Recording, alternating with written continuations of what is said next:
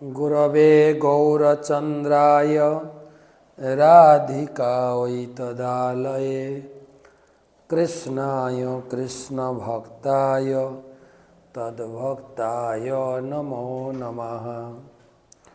वन्देऽहं श्रीगुरो श्रीयुतापदकमलं श्रीगुरून् वैष्णवांश्च श्रीरूपं साग्रदातं सहगण रघुनाथान्वितं तं सजीवं साद्वैतं सावधूतं परिजनसहितं कृष्णचैतन्यदेवं श्रीराधाकृष्णपादान् सहगण ललिता श्रीविशाखान्वितांश्च।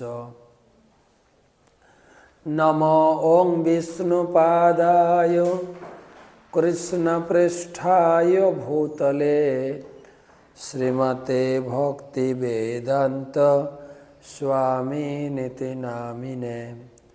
नमस्ते सारस्वती देवे गौरवाणी प्रचारिणे निर्विशेष शून्यवादी पाश्चात्यदेशतारिणे। जय श्री कृष्ण चैतन्य प्रभु नित्यानंद श्री अद्वैत गदाधर श्रीवासदि श्री गौर भक्तबिंद। हरे कृष्णा कृष्ण कृष्ण हरे हरे, हरे राम राम राम हरे हरे। तो আমরা শিব চতুর্দশী পালন করলাম আর শিব ঠাকুরের কত কথা শুনলাম। শিব ঠাকুরের উপরে 1 মাস ক্লাস দেওয়া যায়। এত শিবের মহিমা ভাগবতমে, পুরাণে, বিভিন্ন শাস্ত্রে যে বর্ণনা রয়েছেন, এই জগতের জন্য শিব ঠাকুর কত কিছু করেছেন এবং এই জগতের দায়িত্ব ওনার। সেই জন্য ওনার এক নাম ভুবন ঈশ্বর। এই ভুবনের তিনি হচ্ছেন প্রেসিডেন্ট, ভুবনেশ্বর। তো সেই সঙ্গে আমরা একটা শুনেছিলাম বা আলোচনাও করেছি, শিব ভগবান তাকে ব্যক্তিগতভাবে সমস্ত ধামের বা ক্ষেত্রের দায়িত্ব দিয়েছেন।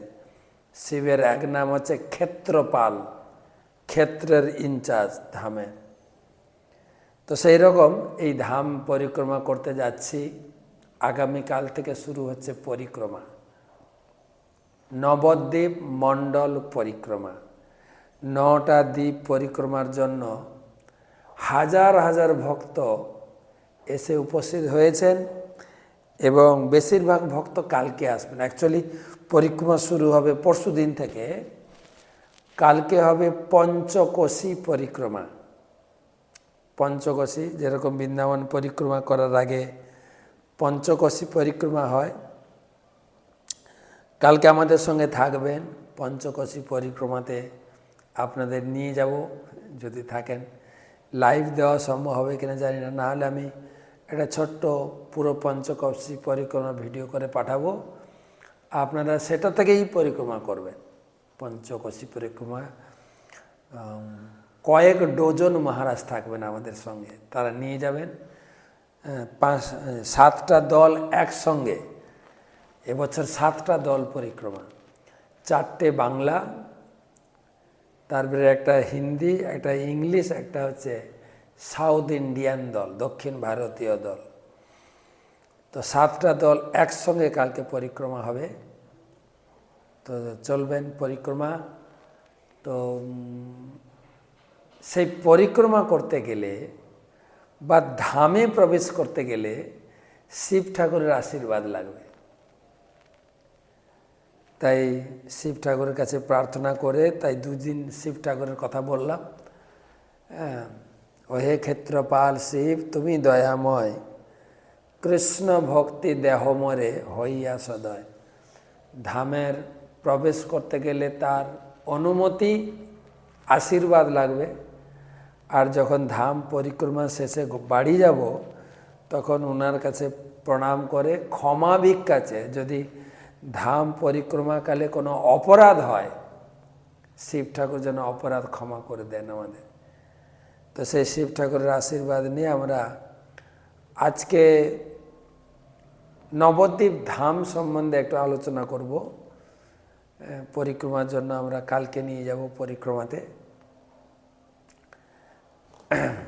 পঞ্চকোশী নিয়ে আমি ক্লাস করব না, পঞ্চকোশীর উপর একটা ছোট্ট ভিডিও বানিয়ে পাঠাবো। তো আজকে ধাম পরিক্রমা মাহাত্ম্য বলবো এবং কাল থেকে 9 দ্বীপের 9 দিন কথা শোনাবো। এক একটা দ্বীপে কি কি পাওয়া যাচ্ছে, কি কি দর্শন করবেন, আর দর্শন করলে পরিক্রমা করলে কি লাভ হবে। কয়েকটা দ্বীপ তো খুব বড়, তথাপি সংক্ষেপে বলবো। বাকি কিছু কিছু দ্বীপ আছে অতটা বেশি দর্শনীয় নেই, একটা দ্বীপ আছে ততটা দর্শনীয়, বাকি সব দ্বীপে অনেক কিছু দর্শন। অভূতপূর্ব একটা অনুভূতি। আমি তো 92 সাল থেকে পরিক্রমা করছি, মাঝখানে মনে হয় 2 বছর শরীর অসুস্থতার কারণে করতে পারিনি, না তাছাড়া প্রতি বছর থাকি। বিভিন্ন অনুভূতি, বিভিন্ন প্রকার ভক্তবৃন্দের সঙ্গ, এবং কি আর বলবো, নিজের অনুভূতি শেয়ার করব আপনাদের। অয়মেব নবদ্বীপ বৃন্দাবন সমনঘ অনুগ্রহায় জীবানাম রাধয়া নির্মিত পুরা। এখানে বলা হচ্ছে, হে পুণ্যাত্মাগণ, এই নবদ্বীপ ধাম শ্রী বৃন্দাবনের তুল্য। পুরাকালে জীবগণের প্রতি অনুগ্রহের জন্য রাধিকা কর্তৃক এই নবদ্বীপ ধাম নির্মিত হয়েছে। নবদ্বীপ ধাম রাধিকা অনুগ্রহায় জীবনাম রাধয়া নির্মিতম পুরা। রাধারানী এটা ভগবান কৃষ্ণের ঐকান্তিক সেবা করার জন্য এই নবদ্বীপ ধাম তৈরি করেছে।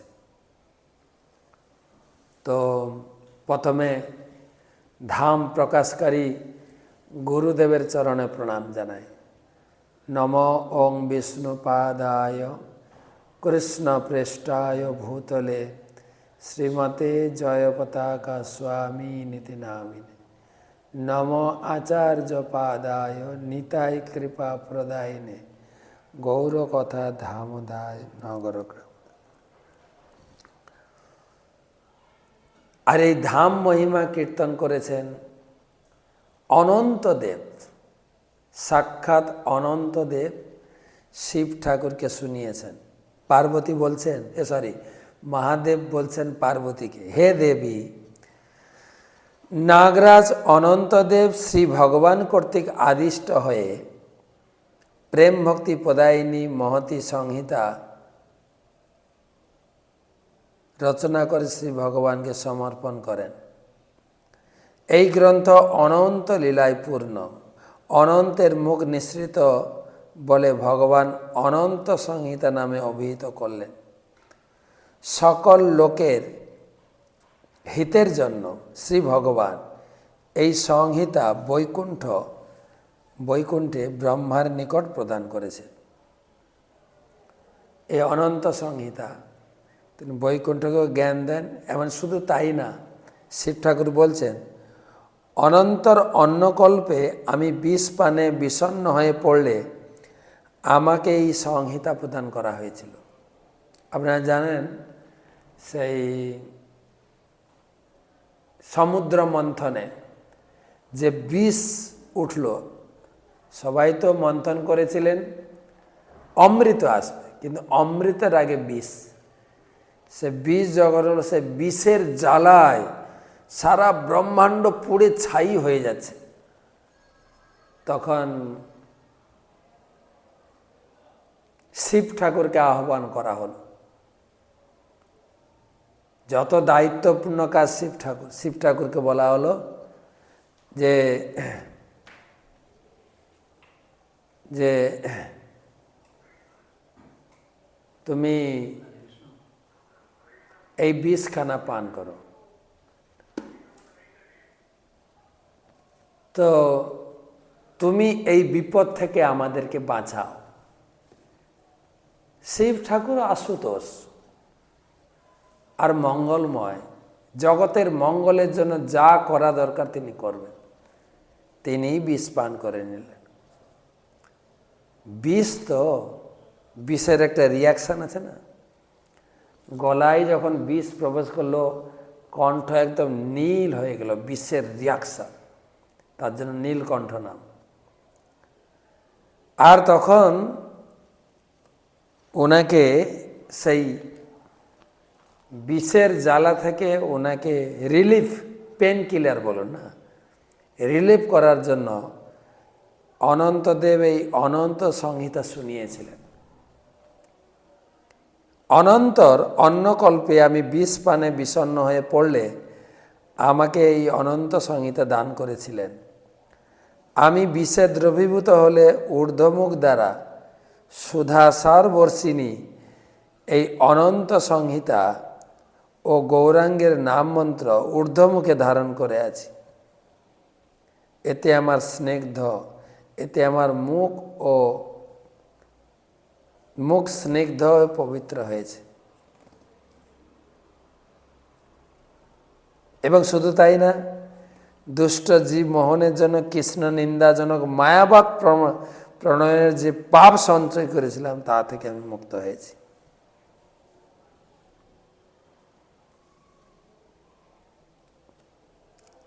তো সেই অনন্ত সংহিতাতে এই ধামের মহিমা কীর্তিত হয়েছে।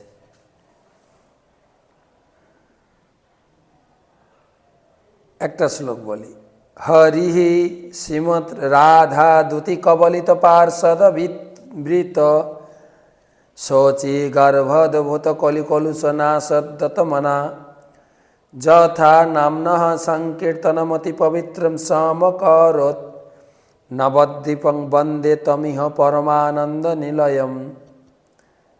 অনুবাদ, শ্রীহরি শ্রীমতী রাধারানীর ভাব ও কান্তি অবলম্বন করে শ্রী শচী গর্ভে আবির্ভূত হয়ে কলিকলুষ নাশক পূর্বক শ্রীকৃষ্ণ প্রেম বিতরণের মানসে স্বপার্শ্বদে যে স্থানে পরম পবিত্র শ্রী সংকীর্তন করেছিলেন, পরম আনন্দ নিলয় সেই শ্রী নবদ্বীপ ধামকে আমি পুনঃ পুনঃ বন্দনা করি। নবদ্বীপ হেন গ্রাম ত্রিভুবনে নাই, যথা অবতীর্ণ হইলা চৈতন্য গোসাই। ত্রিভুবনে, শুধু মর্তে না, ত্রিভুবন মানে পাতাল লোক, স্বর্গলোক, ব্রহ্মলোক, নবদ্বীপের মতো জায়গা নেই। বৃন্দাবন দাস ঠাকুর লিখলেন চৈতন্য চরিতামৃতে।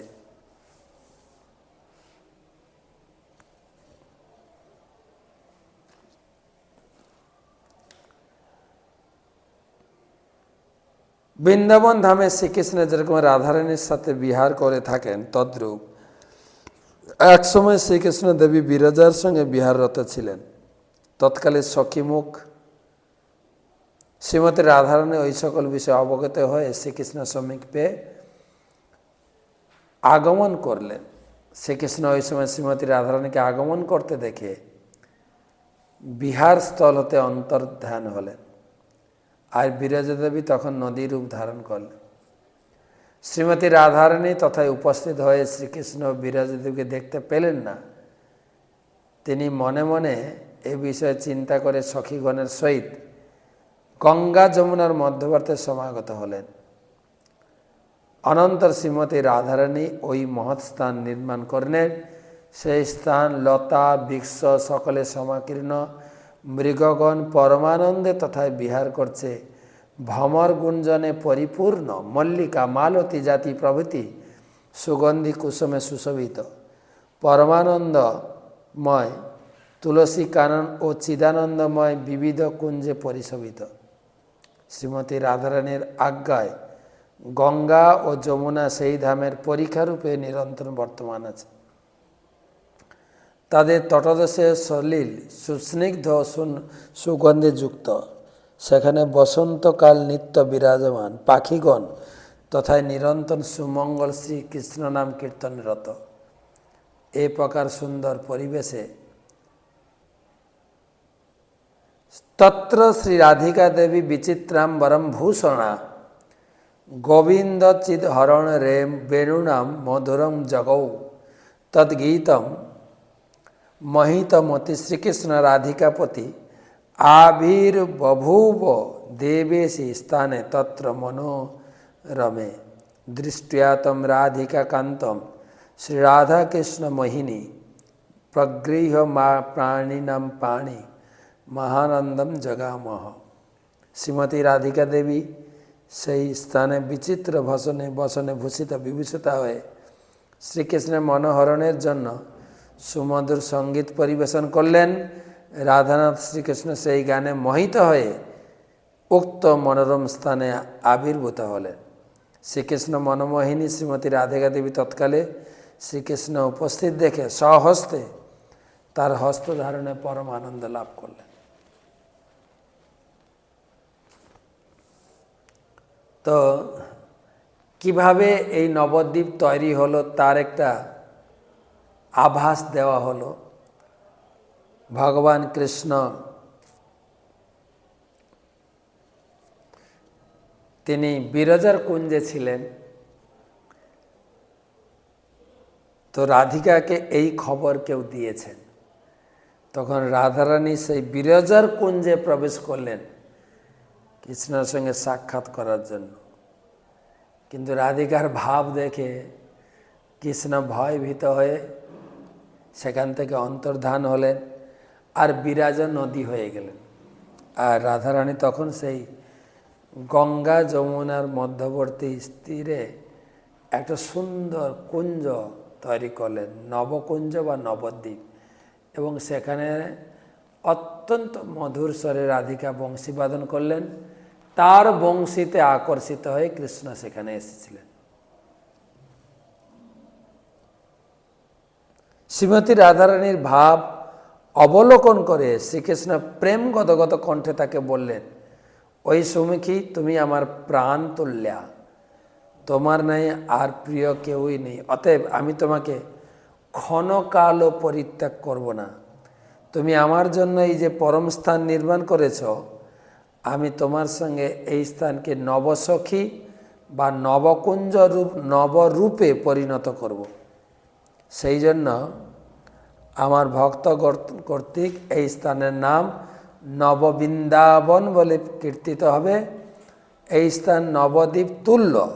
পণ্ডিতগণ এই স্থানকে নবদ্বীপ বলে জানবেন এবং আমার আজ্ঞায় এই সমস্ত এখানে সমস্ত তীর্থ সকল বাস করবে। এখানে সমস্ত তীর্থ আছে, সত্যযুগের তীর্থ, ত্রেতা যুগের তীর্থ, দ্বাপর যুগের সব তীর্থ, এবং সব যুগের ভগবান এখানে এসছে, সেটাও আমরা আলোচনা করব। মহাদেব শ্রী পার্বতীকে বললেন, হে প্রিয়ে, শ্রীকৃষ্ণ এই প্রকার উক্তি করে শ্রীমতী রাধারানীর সহিত মিলিত তনু হয়ে নিরন্তর এখানে বাস করতে লাগলেন।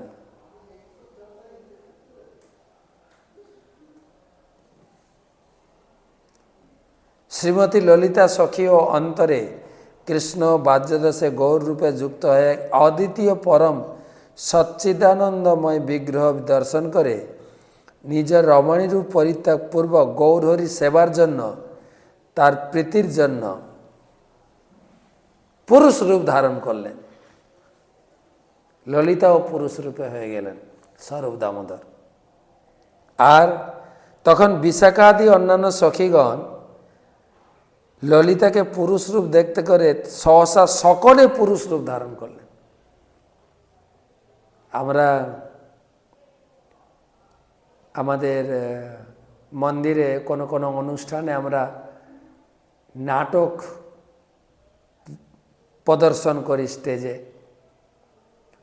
আমাদের যে ইউথ ফোরাম বিভাগ আছে, তারা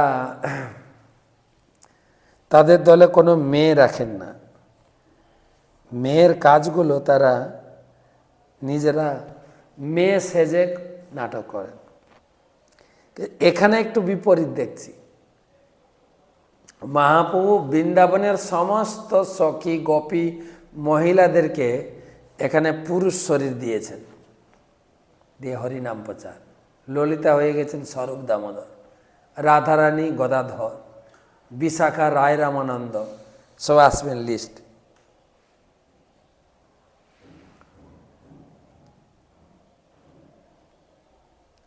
গৌরী শ্রী রাধিকা দেবী হরিকৃষ্ণ প্রকীর্তিতা একত্তাচ তয় সাক্ষাৎ ইতি গৌর হরিং বিদু।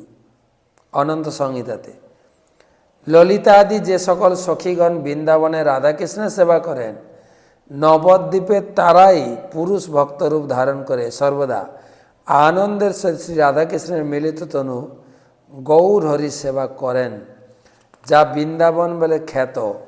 আর এই এক স্বরূপে নববৃন্দাবন বা নবদ্বীপ বলে খ্যাত।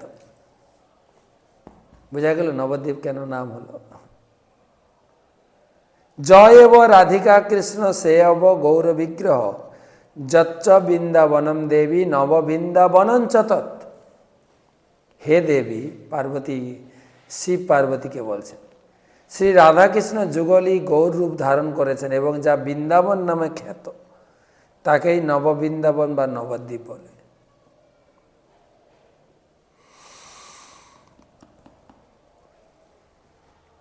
এই নবদ্বীপ ধাম হয় সর্বধামসার, শ্রী বিরজা ব্রহ্মধাম আদি হয় পার। বৈকুণ্ঠ পর শ্বেত দীপ শ্রী গোলক, তদন্তে গোকুল বৃন্দাবন কৃষ্ণ লোক। সেই লোক দুই ভাবে হয়তো প্রকাশ, মাধুর্য ঔদার্য ভেদে রসের বিকাশ। মাধুর্য ঔদার্য পূর্ণ রূপে অবস্থিত, মাধুর্য ও ঔদার্যে পূর্ণ রূপেতে বিহিত। তথাপি যে প্রকাশ মাধুর্যে প্রধান, বৃন্দাবন বলি তাহা জানে ভাগ্যবান। যে প্রকাশে ঔদার্য প্রধান নিত্য হয়, সেই নবদ্বীপ ধাম সর্ববেদে কয়। বৃন্দাবন নবদ্বীপ নাহি কিছু ভেদ, রসের প্রকাশ ভেদে করে এ প্রভেদ। কোনো ভেদ নাই। নবদ্বীপ এবং বৃন্দাবন এটাই বৈকুণ্ঠ ধাম, এটাই শ্বেতদ্বীপ, এটাই ব্রহ্মধাম। একটা শ্লোক বলছি পুরাণ থেকে। শ্রুতি ছান্দাগাখ্যা বদতি পরমম ব্রহ্মপুর। শ্রুতিতে এই ধামকে বলা হয়েছে ব্রহ্মধাম। স্মৃতি বৈকুণ্ঠাখ্যং বদতি কিল যদ বিষ্ণু সদন। আর মিতিশাস্ত্রে এটাকে বৈকুণ্ঠ বলা হয়েছে, যেখানে স্বয়ং লক্ষ্মী নারায়ণ অবস্থান করেন। শীত দীপং চাঞ্চে বিরল রসিকয়ং ব্রজবনম, নবদ্বীপং বন্দে পরমম সুখমম তৎসিদ উদিতম। নবদ্বীপ ধাম শতকে বলছে এই নবদ্বীপ ধামকে শ্রুতিতে বলা হয়েছে ব্রহ্মধাম, স্মৃতিতে বলা হয়েছে এটা হচ্ছে বৈকুণ্ঠ ধাম, আর রসিক ভক্তগণ একে বলে বৃন্দাবন বা শ্বেতদ্বীপ। এই নবদ্বীপ ধাম অন্তর্দ্বীপ তথা দেবী সীমন্ত দ্বীপ সঙ্গক, গদ্রুম দ্বীপ সঙ্গে খাংনেন মধ্যদ্বীপ তথান্তর। ঊর্ধ্ব আমনায় মহাতন্ত্রে বলা হয়েছে গঙ্গা পূর্ব তটে রম্যে দেবী দ্বীপ চতুষ্টয়ম, কৌলদ্বীপ ঋতুদ্বীপ জন্মদ্বীপ সুরেশ্বরী, মদদ্রুম দ্বীপ মদদ্রুম তথা রুদ্র পঞ্চৈত পশ্চিমম তটে। নবদ্বীপের এই যে 9টা দ্বীপ, 4টা দ্বীপ গঙ্গার পূর্ব পাড়ে, আর 5টা দ্বীপ গঙ্গার পশ্চিম পাড়ে। পূর্ব দিকে হচ্ছে সীমান্ত দ্বীপ, গদ্রুম দ্বীপ, মধ্যদ্বীপ, অন্তর্দ্বীপ। আর বাকি 5টা কৌলদ্বীপ, জন্মদ্বীপ, ঋতুদ্বীপ, মদদ্রুম দ্বীপ, রুদ্রদ্বীপ, 5টা দ্বীপ পশ্চিমে। পদ্ধতি প্রদীপ বলে একটা গ্রন্থ আছে, সেখানে বলা হয়েছে শ্রী নবদ্বীপানন্দ বর্ধনম সর্বসম্পদম ব্রহ্মাদি বন্দিতম নিত্যম নবদা ভক্তি ভূষিতম নবদ্বীপ বৃন্দাবনাক্ষসী নবদ্বীপ ধাম। শিব শক্তির দ্বারা সুরক্ষিত, শিব শক্তির দ্বারা। আর নবদা ভক্তির 9টা যে পথ, এই নবদ্বীপের 9টা দ্বীপে যাজিত হয়। শ্রবণ কীর্তন স্মরণ বন্দন এসব 9টা দ্বীপেই করা হবে।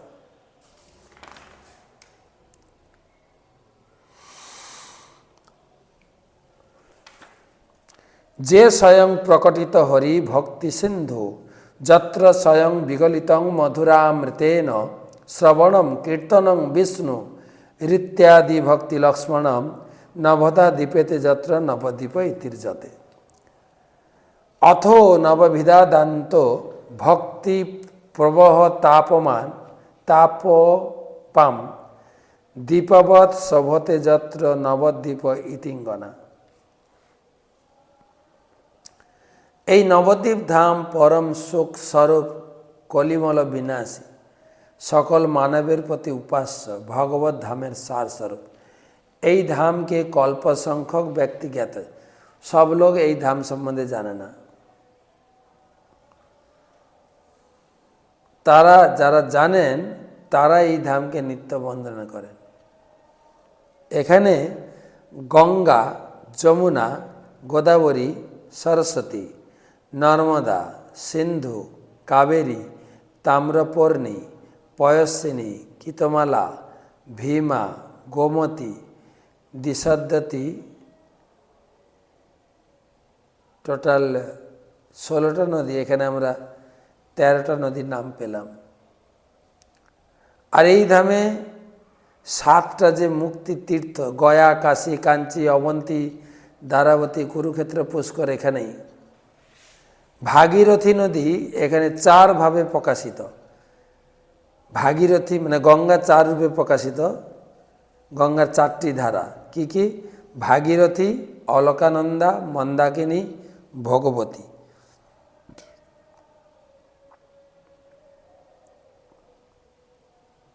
তো জানতে পারলেন নবদ্বীপ ধামে কি আছে। আচার্য ধর্মান পরিচর্য দেবান বিচর্য তীর্থানি বিচার্য দেবান বিনান গৌরপ্রিয় ধাম বাসম বেদাদি দুষ্প্রাপ্য পদম বিদন্তি। আশ্রমাদি ধর্মের পালন করে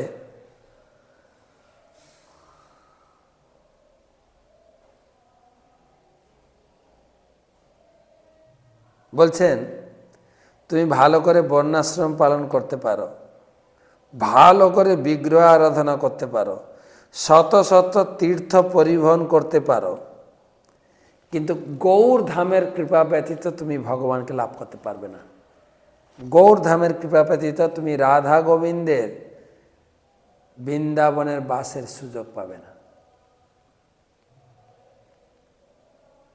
নবদ্বীপে বসের জস্তু করে তৎসবজ স্থিতি মরিচিকা বদনত্র দূরে বৃন্দাবনম ধ্রুবম।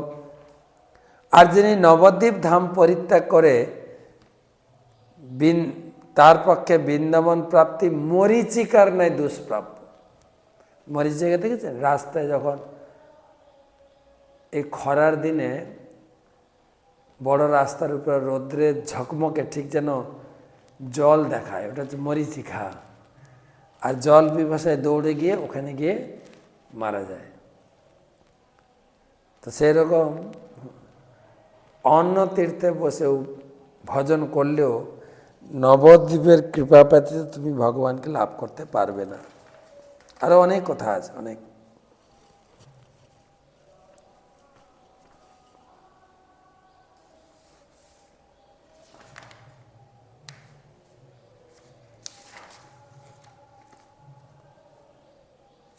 নবদ্বীপ মধ্যে মায়াপুর নামে গ্রাম, যথায় জন্মিলেন গৌরচন্দ্র ভগবান। জৈছে বৃন্দাবনে যোগপীঠ সুমধুর, তৈছে নবদ্বীপ যোগপীঠ মায়াপুর।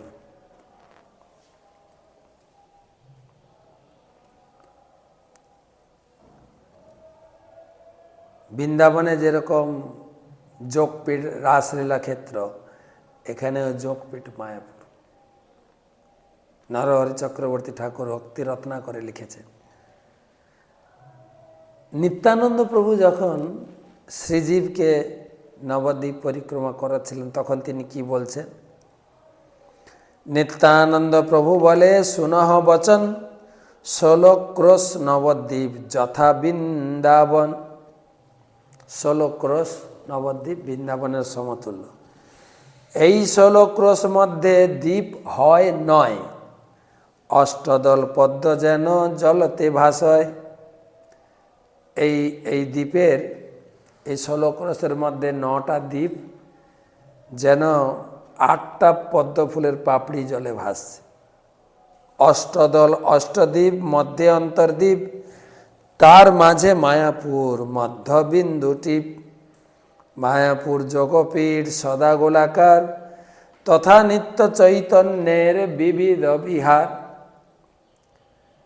30,000 ধনু তার পরিধি সমান, সহস্রে ধনু তার ব্যাসের নিধান। সেই যোগপীঠে মাঝে বইসে পঞ্চতত্ত্ব, অবস্থান হইতে যোগপীঠের মহত্ব। সে যোগপীঠ ধাম মায়াপুরে নিত্যানন্দবাবু তখন বুঝিয়েছিলেন। মায়াপুরী সমাশ্রিত কলৌ যে মাম উপাসতে, সর্বম পাপ বিনির্মুক্তাস্তে জানতি পরমাম গতি।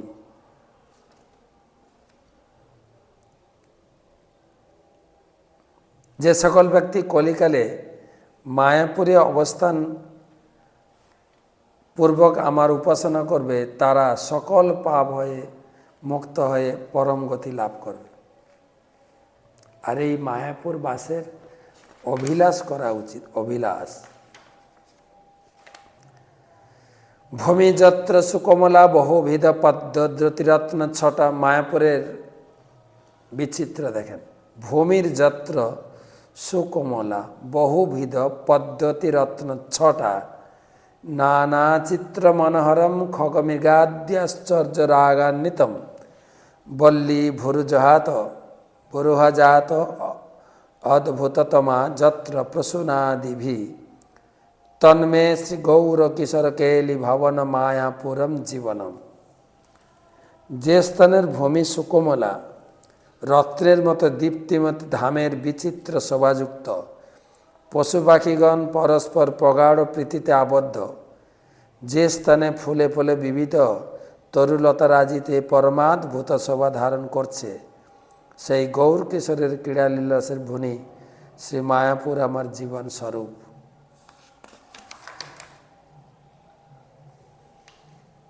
আর কয়টা শ্লোক পড়ে, টাইম তো হয়ে গেল।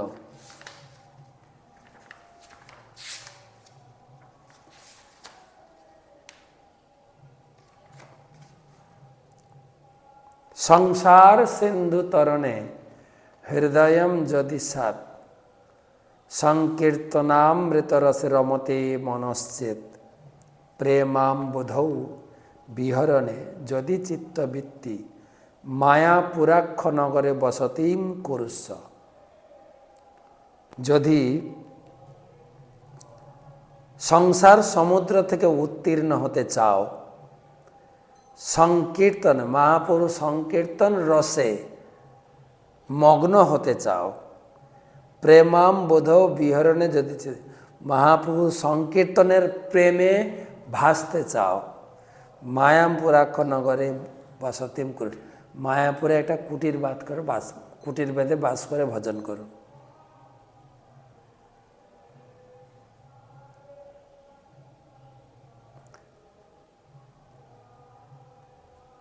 তো সেই মায়াপুর ধাম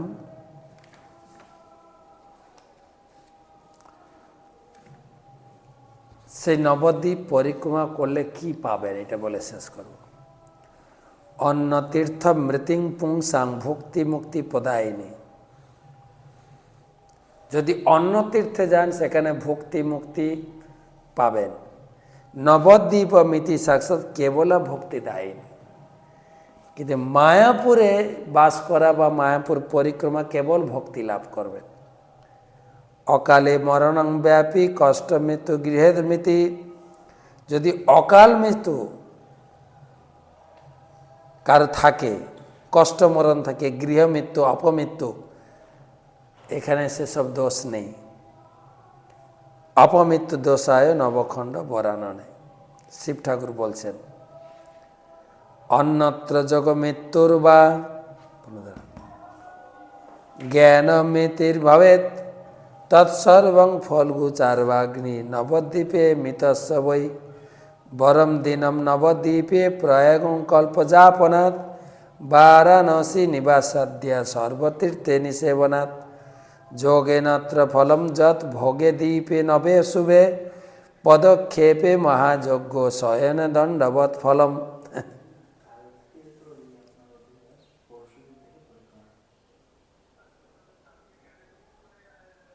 অন্য স্থানে যোগ মৃত্যু বা কাশীতে জ্ঞান মৃত্যু, নবদ্বীপে মৃত ব্যক্তির নিকট তুচ্ছ ব্যাপার।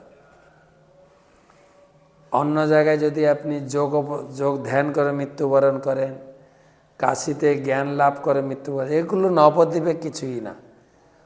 প্রয়াগ তীর্থে কল্প পরিমিত কাল বাস করা, বারাণসী ক্ষেত্রে বা অন্য তীর্থে বাস করা, বারাণসীতে প্রয়াগে যদি এক কল্প কাল বাস করেন যে ফল পাবেন, নবদ্বীপে একদিন বাস করলে সে ফল পেয়ে যাবেন। আর কি, নবদ্বীপে প্রতি পদক্ষেপে মহাযজ্ঞ শয়নে পরিক্রমা প্রণাম ফল পাবেন। প্রতি পদক্ষেপে পরিক্রমা ফল, শয়নে প্রণাম ফল পাবেন। এই সে নবদ্বীপ ধাম। ভক্তিবিনোদ ঠাকুর সহজ বাংলায় কথায় বলেছেন যে শতবর্ষে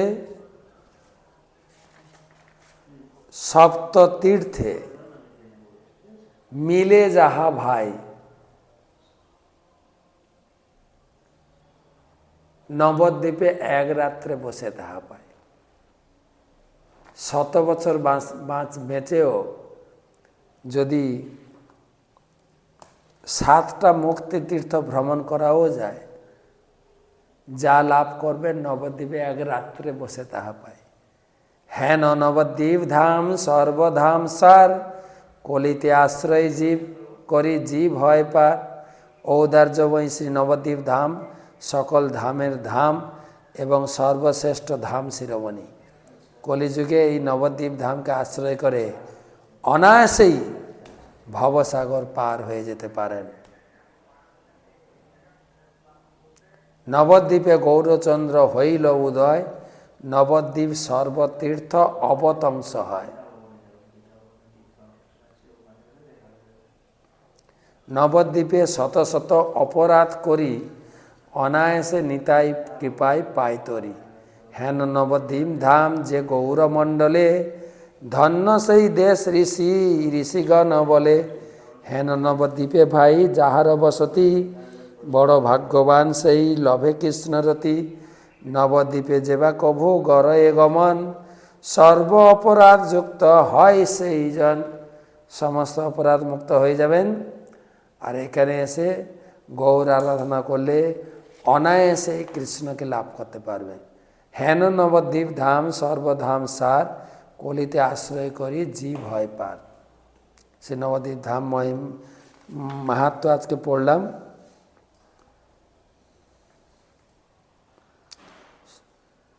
তো আমরা কাল থেকে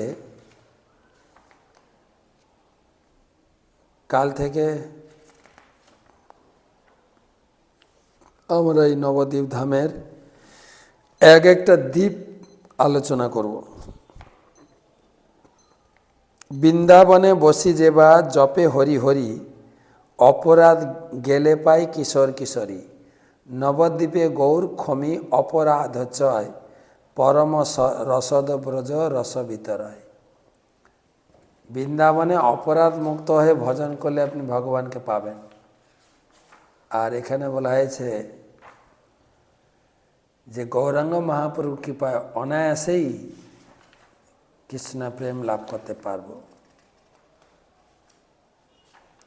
তো এই হচ্ছে নবদ্বীপ ধাম মাহাত্ম্য আজকে আলোচনা করলাম। কাল থেকে এক একটা দ্বীপ আলোচনা হবে। তো সঙ্গে থাকবেন, যারা আসছেন পরিক্রমা করতে তারা তো আমার সঙ্গে থাকবেন, পরিক্রমা করাবো। যারা আসবেন না, লাইভ থাকবে, ঘরে বসে পরিক্রমা করবেন, ঘরে। হ্যাঁ, আর ওখান থেকে আপনি পরিক্রমাকারী ভক্তদের কিছু সেবা পাঠিয়ে দেবেন, যাতে সবাই আপনি পরিক্রমাকারী ভক্তদের কৃপা লাভ করে ঘরেও পরিক্রমার ফল পেয়ে যাবেন। নবদ্বীপ পরিক্রমা কি জয়।